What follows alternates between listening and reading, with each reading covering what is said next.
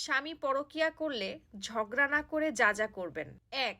সবসময় দাঁত পরিষ্কার রাখবেন, মুখ থেকে কখনো যেন দুর্গন্ধ না আসে। ২. স্বামীর জন্য ঘরে ভালো সুগন্ধি আতর ব্যবহার করবেন, বাহিরে যাওয়ার জন্য নয়। ৩.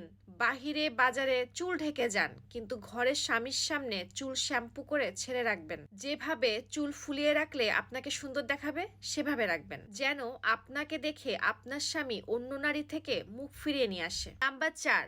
বাসায় এমন পোশাক পরবেন যেন আপনাকে দেখে আপনার স্বামীর মুখে হাসি আসে এবং খুশি হয়। নাম্বার ৫.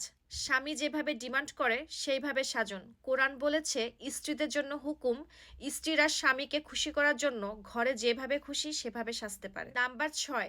স্বামী যেটা পছন্দ করে সেটা যদি জায়েজ হয় তাহলে জীবন থাকতে মেনে নিবেন। স্বামী পছন্দ করছে বিয়ের পর বাবা মার সাথে থাকতে, মেনে নিবেন। অনেক স্ত্রী আছে এগুলো মানতে পারে না, তখন স্ত্রীর প্রতি স্বামীর আকর্ষণ কমে যায়।